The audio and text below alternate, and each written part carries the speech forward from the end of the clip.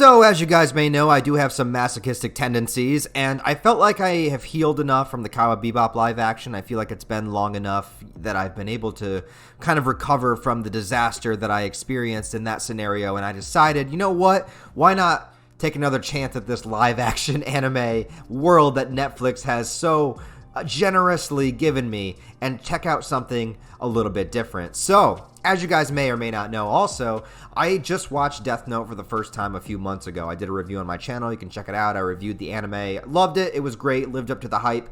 Absolutely lived up to all expectations that I had for the Death Note anime. And so, I figured that I would check out what Netflix was able to do with this masterpiece of a property that they were able to do. They could have done so much with it. You know, they could have delved into the character of Light. They could have explored the complexity of his character and how he wants to be a savior of humanity while creating this persona of Kira where he kills criminals and violent offenders and things that were potentially make the world a better place while getting closer and closer to being discovered and then fully falling into his darkness as time goes on. They could have seen how he manipulated other people and how he uses his intelligence in order to conflate the situation and create a scenario in which he comes out on top. Because Light Yagami is an extremely intelligent character. Light Turner, which is the character in the Death Note movie, this guy is a dork. Actually, you know what? Let me talk about the positives of this movie first. So let me talk about the positive things about the Death Note live action movie. Okay, so first and foremost, the most positive thing about this movie is getting Willem Dafoe to do the voice of Ryuk. This is what I would have to say is genius casting Willem Dafoe in order to play this character. I think the voice matches up with the character perfectly. I think his tones, his inflections, his sort of evil Willem Dafoe laugh, sort of bringing in that Green Goblin energy. I think it works perfectly here. Also, Ryuk doesn't look half bad. Now, he is shrouded in shadow for most of the movie. You don't really get a good look at him. He's got the glowing eyes and everything, and I'd imagine a lot of that is to hide the shoddy CGI because I'm just assuming that this movie didn't have a high budget, and I'm not counting that against the movie. I'm not counting that as a negative. So, I think it was a smart decision to keep Ryuk in the shadow and to not sort of display the lacking quality of the CGI that would have been at hand. So it makes sense for a budgetary reason, and it also bringing in that sort of energy that Willem Dafoe can provide definitely enhances all of the scenes that Ryuk is in and enhances the character, creates sort of a little bit of a terrifying atmosphere when he's brought in, at least with his original introduction. But then, of course, 2 seconds later where we get Light screaming like a little girl and running all over the classroom kind of ruins the impact of the moment. I don't really know what they were going for there. It also doesn't put Light in the best light for the movie either, kind of showcasing what his character is supposed to be. But let's just get right into it, right? So I understand that when you are adapting a source material, whether you're adapting a manga, a comic book, an anime, whatever it is, when you bring it into live action, I understand there are things you're going to have to change. Also, the fact that there's no way in hell you would be able to tell the entire Death Note story within an hour and a half, 2-hour movie. So things are going to be cut, things are going to be changed, and I completely understand that, and I accept that. And I accepted that about the Cowboy Bebop live action too. The problem that this movie had, that is the same problem that the Cowboy Bebop live action had, is that you are sacrificing character in order to change the story to fit into, you know, this confinement that you have. You're not cutting things out from the story. You're not reworking story beats. You're not reworking things that are taking place like within the narrative. What you are doing are completely changing the personalities of the characters, so much so that they cease to be that character and you are just creating something completely different, to the point where there's no reason for them to even have the character Light in this movie. They could have just had it be a different character. In fact, what you could have done that might have made this movie better was just to not include the Death Note anime characters at all and just maybe use this movie as a way to showcase the powers of the Death Note within the hands of somebody else. Say that this happens because a different Shinigami went and dropped a Death Note, or say this is what happens after the story of the original Death Note, or something along those lines, which would have made sense more to the story that you were trying to tell with this character, where you completely changed everything about him. So they changed everything about Light to the point where his life situation is different, his personality traits are different, his motivations are different, and it gets to the point where it took everything good away from what made Light such a compelling character. Because Light to me is very similar to like Walter White from Breaking Bad. And I mentioned this in my Death Note review as well, because you begin the story completely understanding his situation and sympathizing with him and understanding where he's coming from, where he begins to do this thing that's just, let's say, is not good, right? He starts to do this sort of dark, chaotic thing, but he's doing it for righteous reasons. And then as the story evolves and as things kind of progress, he slowly lures more into that dark side of himself, making decisions that are a little bit more detrimental, a little bit more dark, a little bit less redeeming. And then he starts to manipulate other people and tries to keep himself out of trouble by doing his most drastic measures as possible, to the point where by the time you get to the end of the Death Note story, Light Yagami is pretty much a straight up villain. And that's one of the greatest things about the Death Note story, is that you have this character that's relatable, understandable, intelligent, and he slowly makes that progression into being a diabolical, like, disgusting human being. And even to the point where he's so charismatic and likable, and because you had that beginning understanding, by the time you get to the end of the series, there still is a good amount of people that are on his side. So that's, again, why I say it's like very similar to Breaking Bad. The Death Note live-action Netflix movie completely erases everything about Light Yagami that makes him that character. So the thing that they did here was they made him from a broken home. He doesn't have his full family. He doesn't have his mother in his life. In fact, they made it so that she was killed, which is like, what? Why? And instead of Light being this sort of intelligent, forward-thinking character, in this movie, he's pretty much just a dork. And I'm not like saying anything bad about the actor that they chose or whatever. Perhaps with different material, he could have done a better job. But Light is he's just a dork. I don't know how else to say it. He's just an absolute dork in this movie. He's not proactive in what he does. He's not forward thinking. He's not outsmarting other characters. He's pretty much just flying by the seat of his pants. And the worst part about it is that every decision that he makes in this movie, pretty much, for the most part, about 90%, is influenced by other people rather than him developing the Kira persona himself. So what I mean by that is that in the beginning of the movie, he's pretty much influenced by Ryuk to start his killings. And that really wasn't the case in the anime. Ryuk explains the Death Note to him, explains what it can do, says that he may as well do it. But Ryuk wasn't really this force that was pushing him to do anything. In fact, Ryuk was pretty neutral. And the whole reason he even dropped the Death Note in the human world was because he was bored. He just kind of wanted to see what would happen. So he shouldn't be somebody that's sitting there like the devil on Light's shoulder, sort of influencing him to do things. The first person that Light kills in this movie is a bully at his school, which immediately just makes this feel like some sort of like TV, like MTV sort of style movie that just really takes away from Light wanting to kill hardened criminals. And when the death actually happens, the very first death, not only is it hilarious, actually, if you're watching Death Note as a comedy, this moment was pretty funny. So the ladder comes out, he gets killed by decapitation. Why by decapitation? I don't know. Why didn't they just do the heart attack thing? Does any character actually die by a heart attack in this movie? I don't really think so. But anyways, it's gory, it's ridiculous, it's over the top. It reminded me of like a Final Destination movie. And not in a good way. So it reminded me of the scene where like the log, flies off in the second movie. And I like Final Destination, but this felt like it was trying to be that type of movie without understanding sort of the whole narrative focus of Death Note is sort of this intellectual battle between Light and L, which I haven't even gotten to L yet. Jesus Christ, I don't want to make this review too long. All right, so let's get right into this too. All right, so like I said, Light is influenced by the other people around him. Now, the other biggest horrible change in this movie was introducing the character of Mia, which I'm just assuming she's a whole brand new character and not supposed to be Misa, because all the other characters, they at least used their proper name to represent who they were supposed to be. This one, they took out a letter, made Mia. Now, the actress that played her, I think the actress is wonderful. She's great to look at. She was wonderful in Once Upon a Time in Hollywood. I like the actress.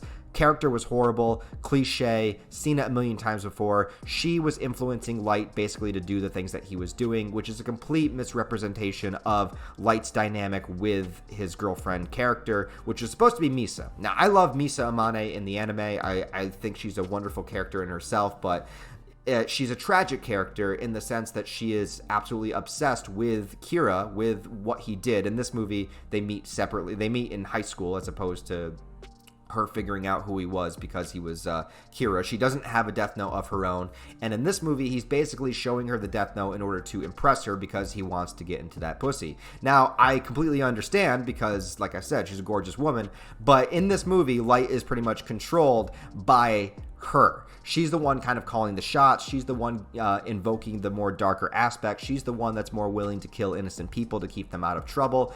And this goes completely against everything that Light did in the anime, where he was using Misa, basically manipulating her, influencing her, and using her in order to get more accomplished that he wanted to, in order to propel Kira higher, keep himself out of trouble. He was using the fact that she had the Shinigami eyes, which are not even mentioned in this movie whatsoever. And so this is a complete role reversal of these characters, and I'm not sure what was the reason behind the intention of this.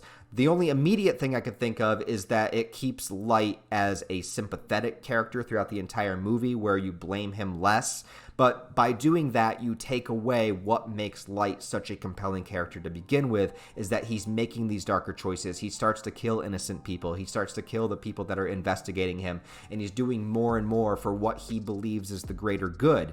In this movie, he's like, oh, I don't know what we should do. I don't think we should do this. And she's like, yes, do it. And then she makes out with him, and she's like, feel my titties. Oh, okay. Now write the name in the book. Yeah.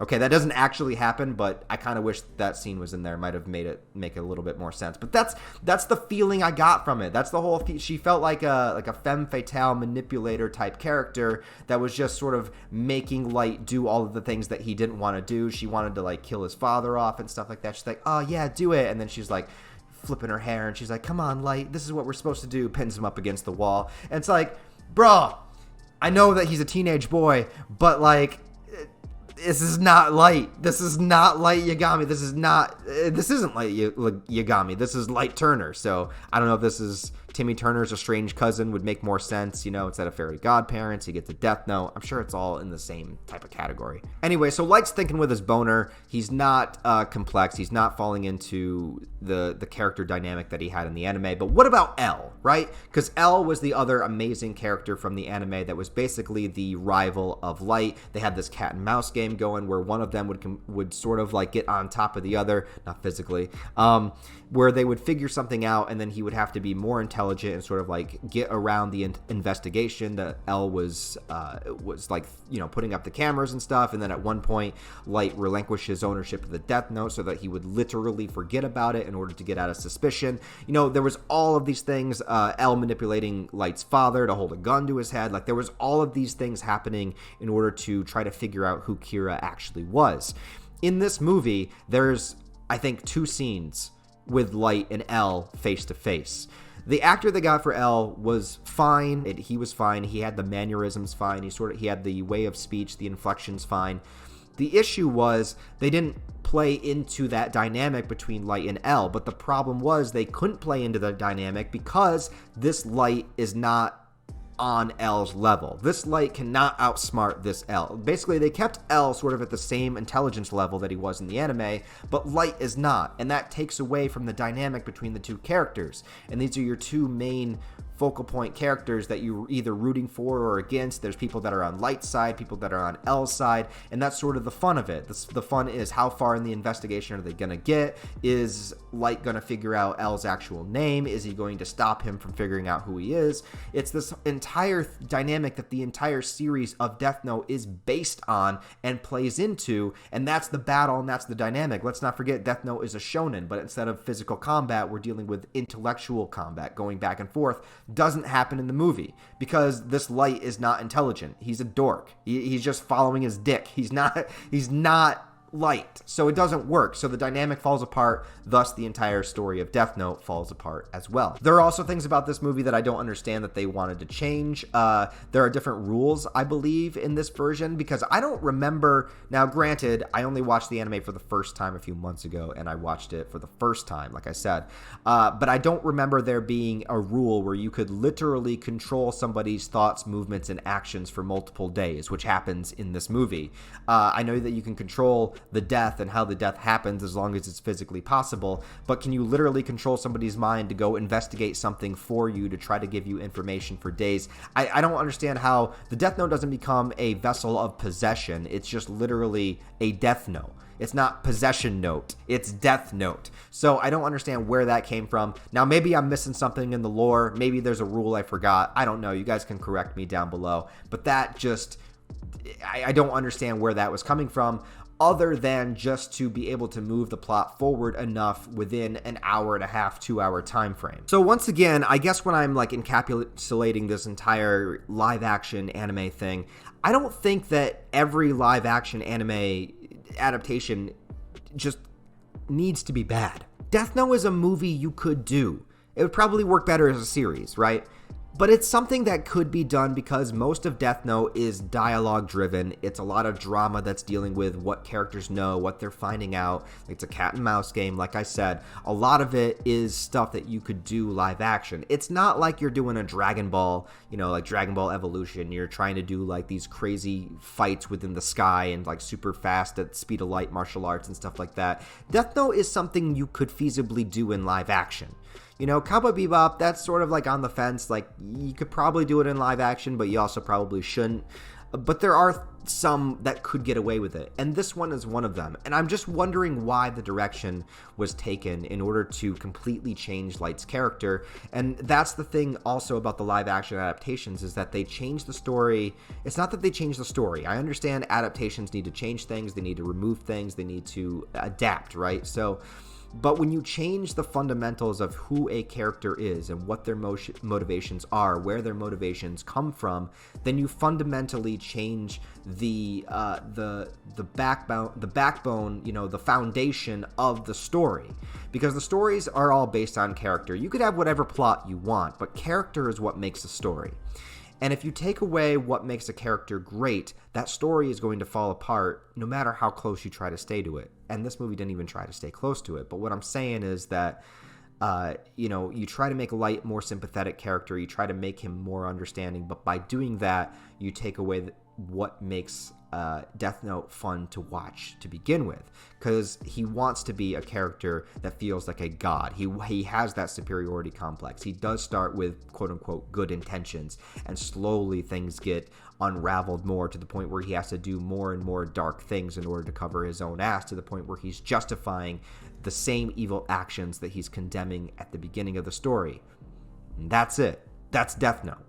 This is not Death Note.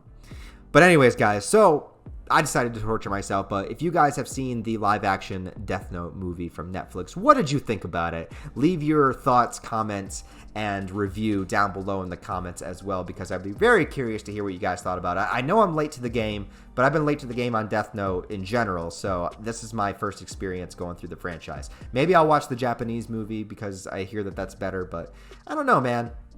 We'll see what happens. Please like this video if you enjoyed it. If you enjoyed the review, I'd really, really appreciate it. And comment. All interaction with the video helps it be seen in the algorithm better. January is kind of a hard month here on YouTube. The revenue kind of tanks quite a bit. So I'd really appreciate any interaction with the video that you can give if you enjoyed the content. If you didn't enjoy it and you made it this far, I don't know why you made it this far, but if you did enjoy it, please subscribe to the channel for more anime, manga, movie reviews. Also some existential life dread content every once in a while. If you didn't enjoy it, you don't have to subscribe to the channel, but you should anyways.